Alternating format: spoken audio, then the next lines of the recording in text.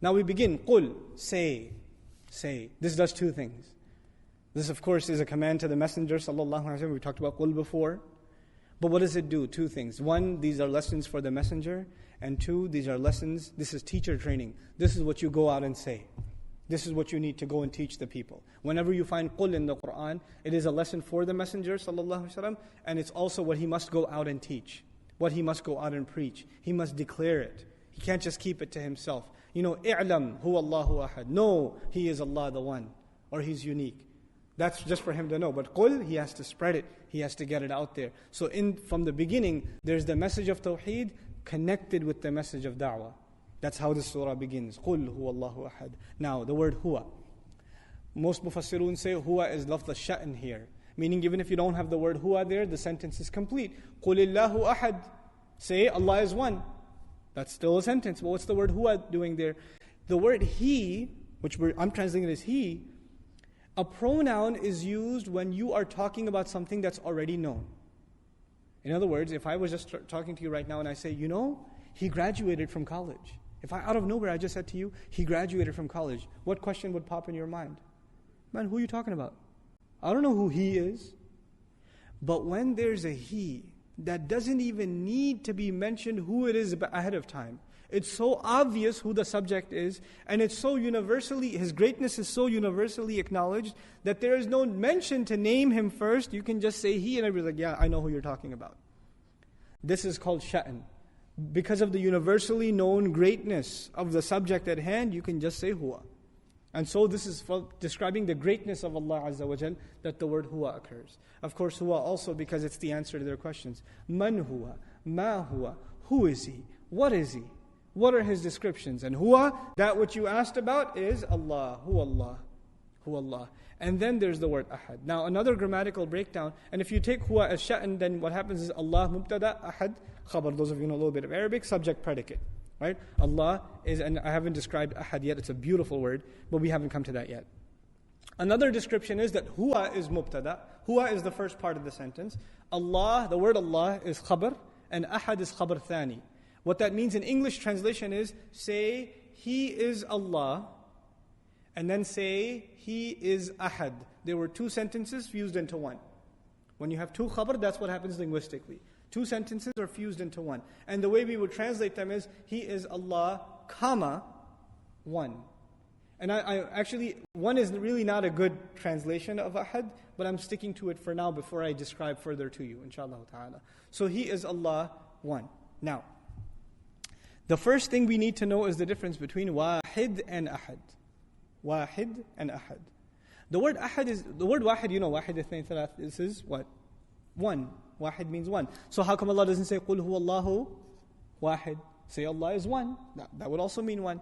You see, first of all, let's take it from a negative point of view so you understand it better. In the Arabic language, certain words can be used only in a particular way and not in any other way. If I say, for example, right now, لَيْسَ وَاحِدٌ مَوْجُودًا فِي الْمَسْجِدِ. لَيْسَ وَاحِد. لَيْسَ وَاحِد فِي الْمَسْجِدِ. No one, there's not one in the masjid. You know what that means? There's not one, but there's 2, 3, 4, 5. In other words, what I'm saying is there isn't just one, there may be even more. As opposed to that, if I say, لَيْسَ أَحَدٌ مَوْجُودًا فِي الْمَسْجِدِ. You know what that means? There's not a single person in the masjid. There's no one in the, when you say wahid, then the meaning would be, there isn't just one in the masjid, there could be more. There's not just one. So you're saying it's not one, it's more. But when you say laysa ahad, then what are you saying? There's absolutely no one in the masjid at all. Ahad is used negatively only. It's not used in a positive sense. It's only used not anyone at all. وَلَا يُشْرِكْ بِعِبَادَةِ رَبِّهِ أَحَدًا. Let no one at all commit shirk with Allah. Not no one at all. So that ahad is an absolute negation. That's where ahad is used. It's not used in a positive. When you want to speak in the positive, you use wahid. When you want to speak in the negative, you use ahad. Especially the exclusive, the absolute kind of negative. That's the first thing. But the thing is, in this surah, ahad is not being used in the negative, it's being used in the positive. So it's already unique. It's not something that normally happens in Arabic. The only other, so it's ahad is used in the negative. The second place ahad is used is in idafa. Ahadukum. أَيَوَدُّ أَحَدُكُمْ, right? Would any of you like أَنْ يَأْكُلَ لَحْمَ أَخِيهِ مَيْتًا فَكَرِهْتُمُوهُ in Surah Al-Hujurat? Would any of you like, would any one of you like that they would eat the flesh of their dead brother, etc., right? That أَحَدُكُمْ, when it's one of. Now I'm saying idafa, that's the technical term. The English term is one of. So one of them, one of you, one of the Muslims. أَحَدُ الْمُسْلِمِينَ أَحَدُكُمْ أَحَدُهُمَا, right? So إِمَّا يَبْلُغَنَّ عِنْدَكَ الْكِبَرْ أَحَدُهُمَا أَوْ كِلَاهُمَا. When it's idafa, then you can use ahad. When there's a combination of two, then you can use ahad. By itself, it's only used in the negative. If you want to use it in the positive, you have to add something else to it. It becomes part of something else. One of, or the first of, etc., etc. The only place in Arabic literature where this word is used in the positive, without any further attribution, is Surah Al-Ikhlaas. That's it. There's nowhere else. Some oversimplify it and say ahad is not used for anyone other than Allah. That's not clear enough. Ahad is used for other than Allah. But the word ahad in the positive, without any idafa in it, in that way linguistically, is never ever used for anyone other than Allah. So now, we know the difference between wahid and ahad a little bit. I still haven't clarified it yet. And hopefully before the salah at least I'll get that much across. What is the difference between wahid and ahad? The original word is actually wahd and wahad. There are two variations of it in sarf. Wahad and wahad. And so that word, what does it mean? I'm going to give you the meaning of it from the dictionary. Huwa wahdun munfaridun bi nafsihi. Wahd means someone who is individual by himself. Rajulun wahad ay la yu'rafu nasabuhu wa la asluhu. A person who is wahad with a waw, is someone whose tribe and his lineage and his origin is not known. That's wahad. But that is used for a person. Allah refuses to even use that because in the language that can be used for a person. So He uses a word for Himself that is not used for any person, ahad, in the positive. And so the word ahad is even you could argue it's the hyperbolized, the enhanced form of the word wahad. Imam Raghib al-Asfahani in his famous book, Mufradatul Quran, even went as far as to say that ahad is a separate root from wahad.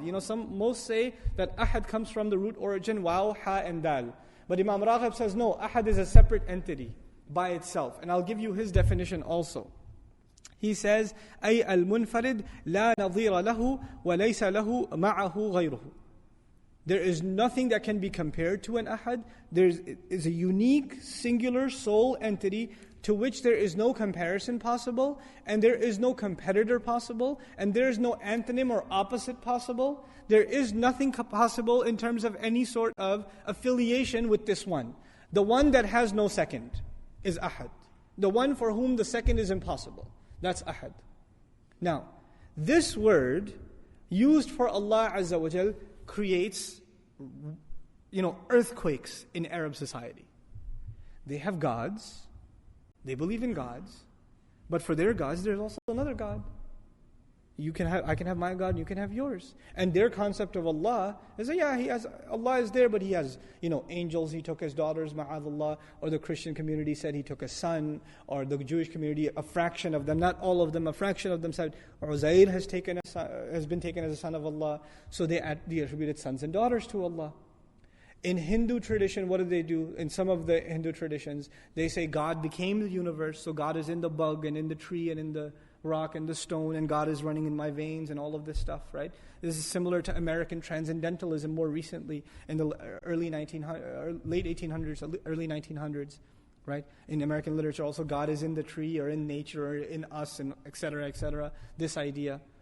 But which kind of, and if you do that, if you say anything about Allah Azza wa Jalla that starts comparing Him or pairing Him or affiliating Him with anything else, what is lost is ahad. And if you separate Allah from all attributions of human beings, you separate Him completely from all attributions that are shared by any creation, then what you get to is ahad. It is a unique concept of the oneness of Allah. This is the concept that even Christians don't agree with, even Jews don't agree with. They don't agree with this concept. They'll say, Huwallahu wahid, fine. When you study their aqeedah, when you study their creed, wahid, they will not have a problem. What do they have a problem with? Ahad. With ahad. And here before the salah, at least one part of the word ahad I want to help you understand, inshallah ta'ala, because these are things that have to be clear in our minds. And I don't take a conventional approach to teaching concepts in aqeedah and theology, but I do want you to have a basic, easy to understand logical foundation. That even if you don't have the technical terminology, you don't fall into categories of shirk. One of the easiest places where people can be confused is when a word is used for Allah and is also used for us. For example, Allah calls Himself Alim, knowledgeable. Have you ever heard that word being used for a person also? That person is knowledgeable? Sure. Allah calls Himself Hakim, full of wisdom, wise. Have you ever heard the word Hakim being used for a person also? It's possible. Allah says, for example, He says He is Rahim, merciful. Can you describe a person as merciful also? Sami', listening. You can describe a person as listening also. Basir, right? Basir is someone who can see. Allah describes Himself as someone who sees. Can you use that word for a human being also? Yes, you can. This is a problem because now the same word is being used for Allah and the same being used for a human being. Now where's the only word that's only used for Allah and can never be used for a human being as a description? Ahad. That's the word, right? And as-samad, as we'll see. These words are unshared. Everything about this surah is unshared. You will find other attributes of Allah in other surahs. But those attributes, what you'll learn about them is, it's possible that in some way, shape or form, those attributes can also be used for people. Like Allah's name Ra'uf, compassionate, is used in the Quran for the messenger. Bil mu'minina Ra'uf rahim. So how do we understand that? How do we clearly understand when a word is being used for Allah and can also be used for other than Allah? How do we not end up doing shirk? What I'd like you to remember is 3 differences. If you remember 3 things, you'll never fall into shirk. The first difference. Let's take one name, so we can use that as a sample, and it works for all the other names of Allah Azza wa Jal. Let's take the name knowledgeable. Allah is knowledgeable. We say that if that name is being used for Allah, then that power that Allah has, that knowledge that Allah has no beginning and has no ending. The knowledge of Allah has no beginning and no ending. Compare that to my knowledge and your knowledge, or the knowledge of all creation put together. What does it have? It has a beginning and it has an ending. So the first difference is it's infinite. It has timeless actually. No beginning, no ending. And ours is temporary, timed, caged. That's one big difference. The second difference. Allah's knowledge has no limits. He knows everything. Absolutely everything. There's nothing that He doesn't know. As opposed to your knowledge and my knowledge, what does it necessarily have? Limits. I don't know what's behind this wall. I don't know. I don't know how many heartbeats I have left on this earth. I don't know. I don't know what will happen in the next 30 minutes. I don't have any knowledge. I have knowledge, but I don't have all knowledge, as opposed to Allah who has all knowledge. So the first difference was no beginning and no end, as opposed to me. The second difference is there is no limit to Allah's knowledge, and whereas any other knowledge will have limits. And here's the third and most important difference. This is the third one. The third one is everything I have, every attribute I have, let's talk about knowledge, is not something I own. It was given to me. It's not something I had to begin with. It was given to me. I wasn't born with it. I didn't have it. It was given to me. As opposed to Allah, when you talk about His knowledge, it is His own, and it is not what? It is not given to Him by anyone. It is His own. It is His own. Now think of any attribute. Let's think about the attribute of power. Allah is al-Qawi. You can have a person who's strong. He has some power. But the power of Allah has no beginning and no end. But the power of a person has a beginning and an end. The power of Allah is infinite. It has no limits. It's limitless. But the power of a human being has limits, and it's limited. And then the power of Allah is His own. He didn't get it from anyone else. It's His own. But the power of a human being comes from who? From Allah subhanahu wa ta'ala. He gets it from Him. You keep these 3 distinctions in mind, and you will maintain what Allah calls ahad. He cannot be compared. He is unique. لَيْسَ كَمِثْلِهِ شَيْءٍ. There will never be any attributions or anything compared to Him. This is the remarkable lesson inside this absolutely beautiful, stunning word that Allah uses for Himself in the Quran. قُلْ هُوَ اللَّهُ أَحَدٌ. Now, Allah put in the word ahad, there is no alif lam. But in the word as-samad, there is Alif Lam. Allahu Samad. We don't say Allahu Samadun, we say Allahu As-Samad. But when we say Ahad, what do we say? Ahadun, we don't say Al-Ahad, right? So why not put Al over there too, and why put Al over here? This is a grammatical difference, and it has some rhetorical benefits. The first benefit is, أن المراد هو التنكير على سبيل التعظيم, the Arab would say. That putting the nakira puts an exclamation mark on the statement. He is Allah Ahad. Just think about that. How amazing that is. And that can be done in ancient Arabic with a tanween. So you and I can't do that in English, so I have to raise my volume and pound on the podium and mess up the recording to get that across. What Allah is saying when He says Ahad, the power of that word is manifest in that tanween. That's the first thing. The second is that tanween is used conventionally for a khabar, the predicate of a sentence. And a khabar is used when someone asks a question. And of course, Ahad was the response to a question, who is Allah? And to appropriately answer the question, the alif lam is not there. You have to put the tanween there. So what the second benefit of it is, it addresses it. It's ikhbar. It's giving the news to those who seek this news. Who is this Allah? The thing to know about Him is Ahad. And this is the sticking point. This is the one that will get you beatings. This is the one that will get Bilal radiallahu anhu tortured. And the boulders on his chest, and the only words coming out of his mouth are what? Ahad, Ahad. Those are the only words coming out of his mouth. This is the point of contention. Saying Allah is not the problem. Even they accepted Allah. They refused to accept Ahad.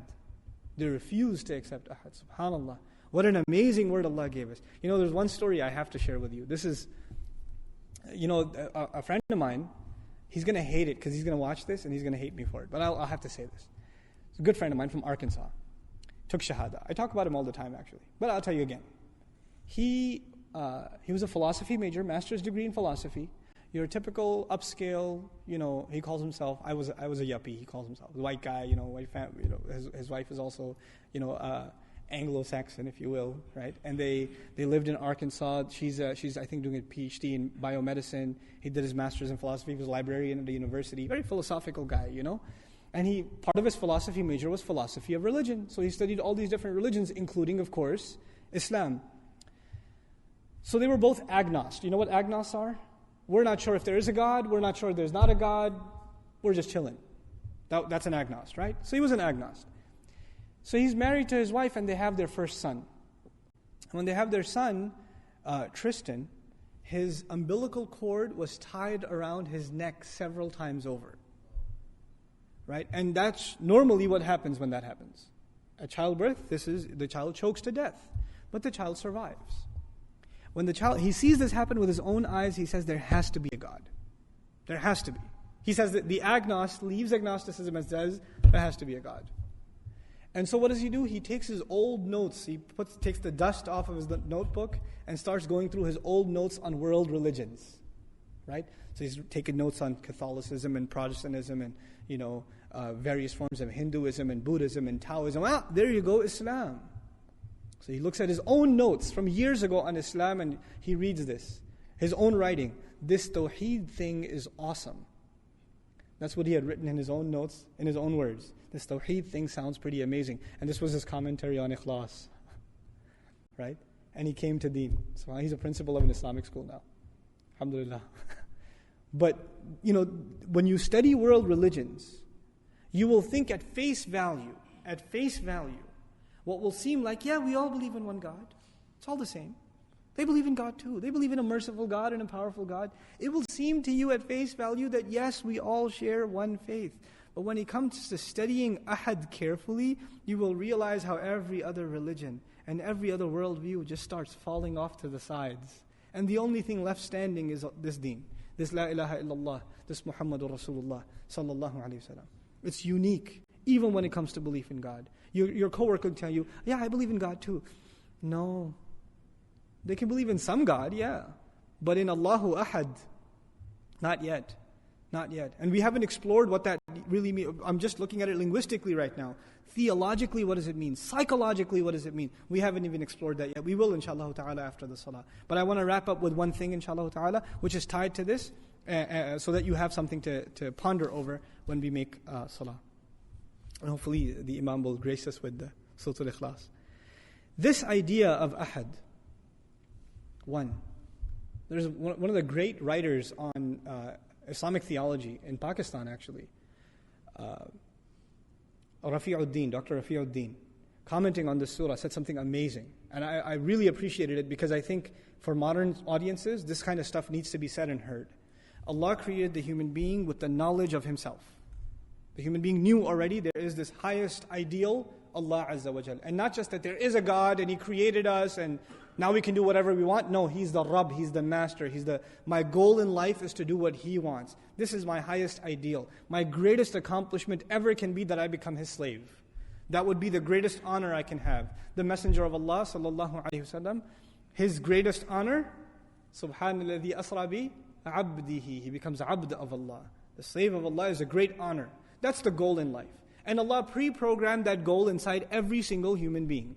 But if you lose sight of that goal, it is like this, you have this thirst, this hunger inside you to fulfill that goal. Allah created you with that. But when your appetite is not filled with healthy food, what do you fill it with? If you don't get the right meal, are you going to say, I'm not going to eat at all? No. When a person is starving and there's no food of their preference, or there's no healthy food, there's even filth, barks of trees, will the human being still start chewing on that when it comes to that? They will. When you lose sight of Allah Azza wa Jal, and that no longer is your goal, then necessarily you will find a replacement. Necessarily. It is necessary to have something you aspire towards. That is the mission of your life. So the one who has found Allah, what happens to them? Inna salati wa nusuki wa mahyaya wa mamati lillahi rabbil alameen. It's very simple for them. The one who has really found Allah, their salah is for Allah, their sacrifices for Allah, their life and their death is now for Allah. The way they live, the way they eat, the way they sleep, what they want to do with their life, their long-term goals, their short-term goals, what are they going to do with their kids, why are they getting an education, where are they going to work, everything is now for Allah, that is their goal. But for the one who doesn't have that goal, they have to find another goal. And in old times there used to be idols, there used to be other religions, you find some other God. But in our times it's become far more pathetic. Far more pathetic. Now you have someone who's obsessed with their body and they're working out 18 hours a day. And their only goal in life is to just keep getting buffer and buffer.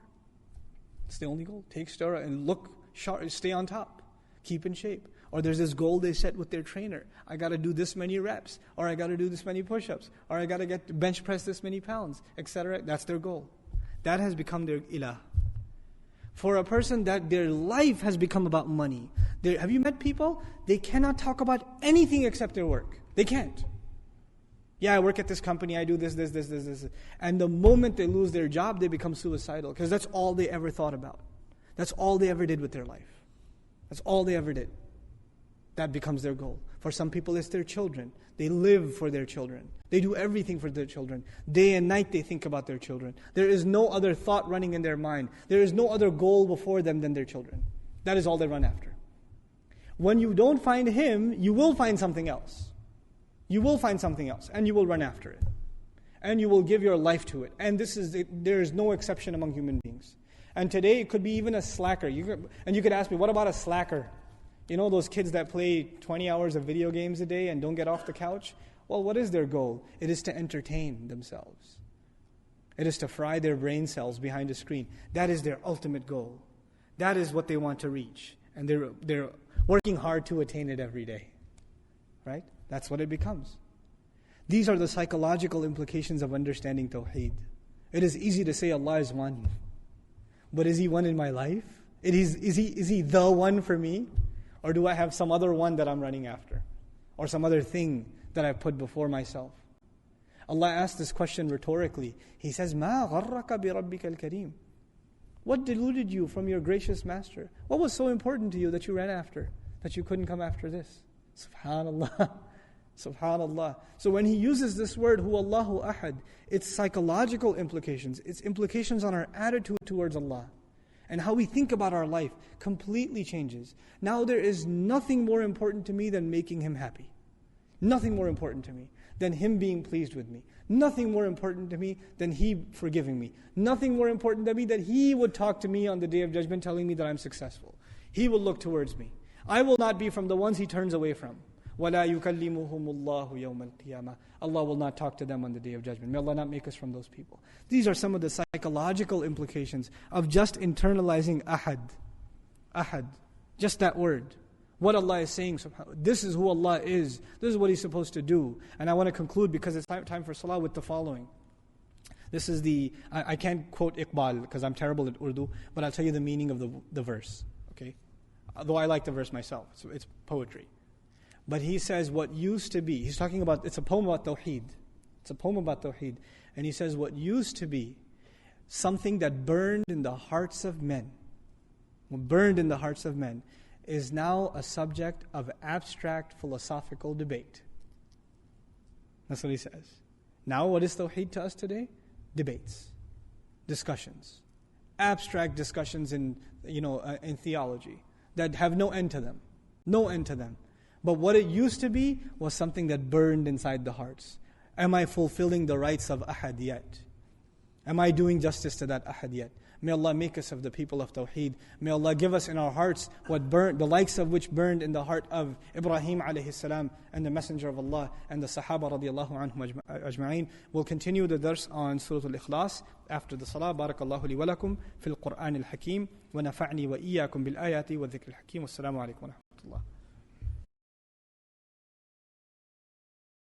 أعوذ بالله من الشيطان الرجيم بسم الله الرحمن الرحيم قل هو الله أحد الله الصمد لم يلد ولم يولد ولم يكن له كفوا أحد رب اشرح لي صدري ويسر لي أمري واحلل عقدة من لساني يفقه قولي والحمد لله والصلاة والسلام على رسول الله ثم أما بعد.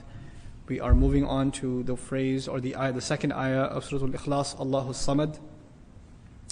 We're going to first look at a basic definition of As-Samad. As-Samad ay al-Kafi. As-Samad is the one who is enough. الَّذِي يَرْجِعُونَ إِلَيْهِ إِذَا احْتَاجُوهُ.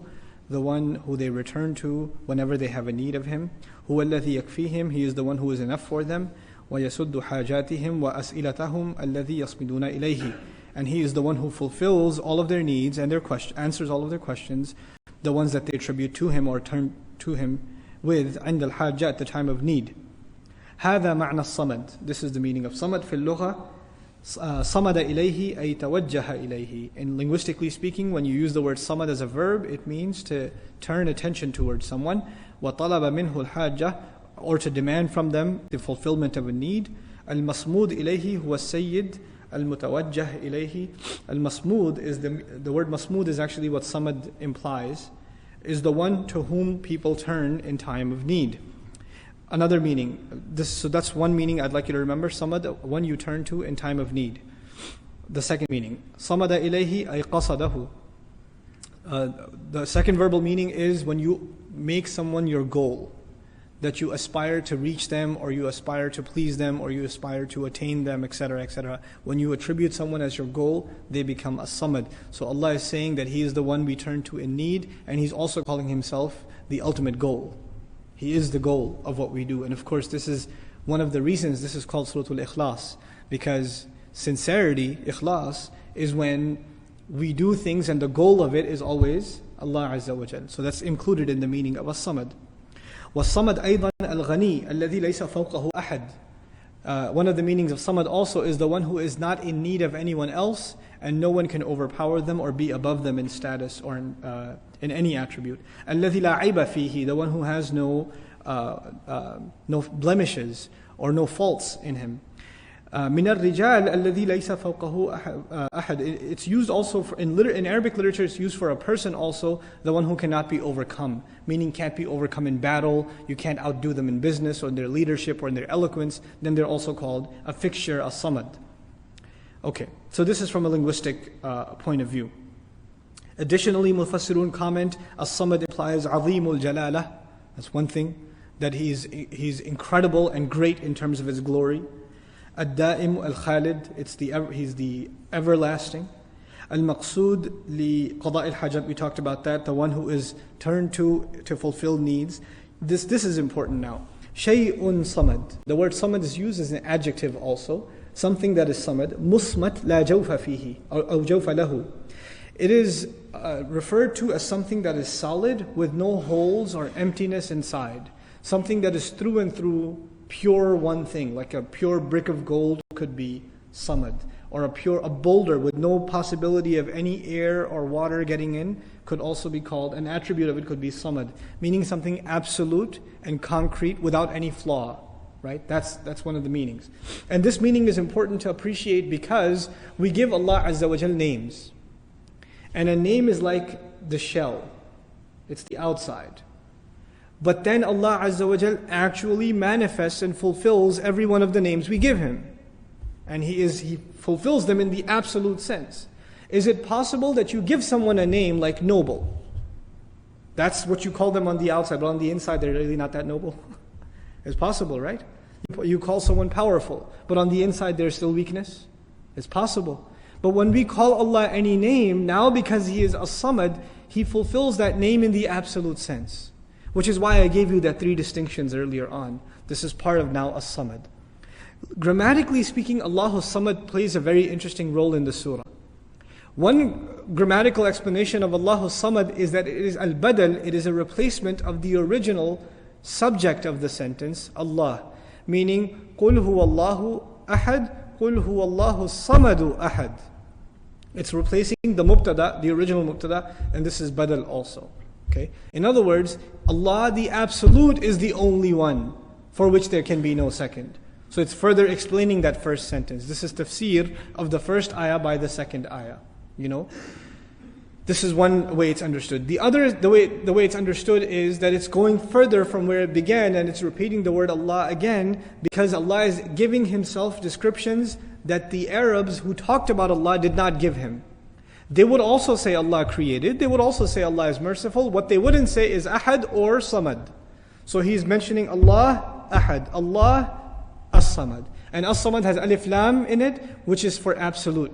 Istighraq. You know, it's absolutely, in no way, shape or form is there anything left in His, in the word Samad. And the basic meaning of Samad that gets repeated by Mufassirun over and over again, in addition to what we just discussed, the one who everyone needs and needs no one himself. That is As-Samad. One of the interesting commentaries by Al-Biqa'i rahimahullah in his tafsir Nazm al-Durar fi tanasub al-ayati was-suwar, commenting on the previous surah. Which was the previous surah? Surah Lahab. Surah Lahab talked about a person who thinks he needs no one. Everybody needs him because he was the treasurer. Who are we talking about? Abu Lahab. And Allah is, even after he's done with, now you should know, the only one that is actually As-Samad is Allah Azza wa Jal. So there's this contrast. Well, now that his filthy, self-absorbed concept, because he was self-absorbed. His ilah was himself. He worshipped himself. He didn't even worship any other religion. And you have to remember what he said when the messenger invited him to the religion. You know, there's one time he cursed the messenger himself, we reminded ourselves. تَبَّلَّكَ أَلِهَذَا جَمَعْتَنَا. May you be cursed, may you be destroyed. Did you gather us for this? But this other time he cursed the religion.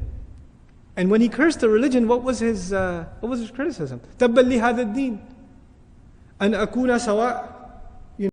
لِهَؤُلَاء, I will become equal to these people? You want me to accept that religion where I will have an equal because he thinks he has no equal? Now Allah is teaching us the only one who has no equal is He.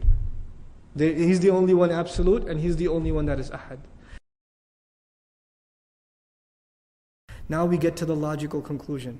Lam yalid wa lam yulad. There are several things to note here. We'll go through them one by one. The first thing to note here, what is the connection between the previous ayah and Allah saying He did not give birth to anyone? He didn't father anyone, nor is He fathered Himself, nor is He, the old English term, He didn't beget, nor was He begotten. And I'm using was carefully because Allah doesn't say La yalidu wa la yuladu. La would have been present tense.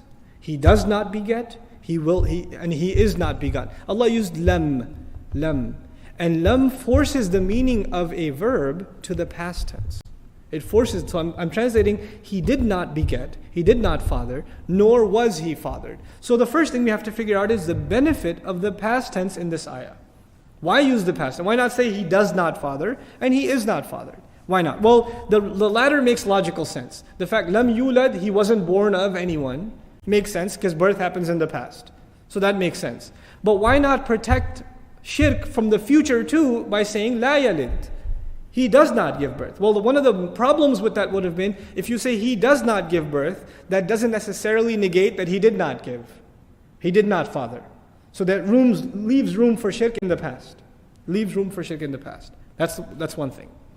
The second thing is, we've already said ahad and as-samad, which means already there's not going to be anyone comparable. Having a child, what does it do? A human being begets a human being. A cat gives birth to a cat. A dog to a dog. An animal gives birth to an equal, to someone of the same species. We've already established he can't have a second. That's not possible for him.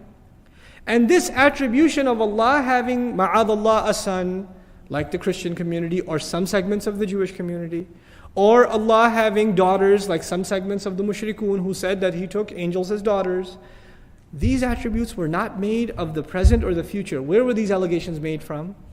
Of the past. Isa alayhi salam, Uzair alayhi salam, the angels. All of these concepts are relegated to the past. One of the benefits of this past tense is Allah is addressing the falsehoods of the religions that already occurred, and in it, like Abu Bakr al-Baqillani actually commenting on Lam Yalid said, in it there's a miracle of the Quran in regards to its predictions. There will be no other religion that claims that God has children that will ever take hold on the earth, like which religions already took hold? Christianity at the heart of it, right? Think of other religions that have a concept of God where He gives birth to another. All of them are relegated to what? Pre-Islam. Pretty much all of them pre-Islam. So now here Allah Azza wa Jalla addresses that with the problem that already occurs. The problem that already exists in the people, which is that he already had a child. So now in the Quran, for example, Walad Allah mentioned in the past tense, they say that Allah has begotten a son. Then Allah Azza wa Jalla says, Ja'alu abna'an lillah. They took sons for Allah. قَالُوا اتَّخَذَ اللَّهُ وَلَدًا. Similarly, Allah Azza wa Jalla mentions, He says, أَنَّا يَكُونُ لَهُ وَلَدٌ وَلَمْ تَكُنْ لَهُ صَاحِبَةٌ.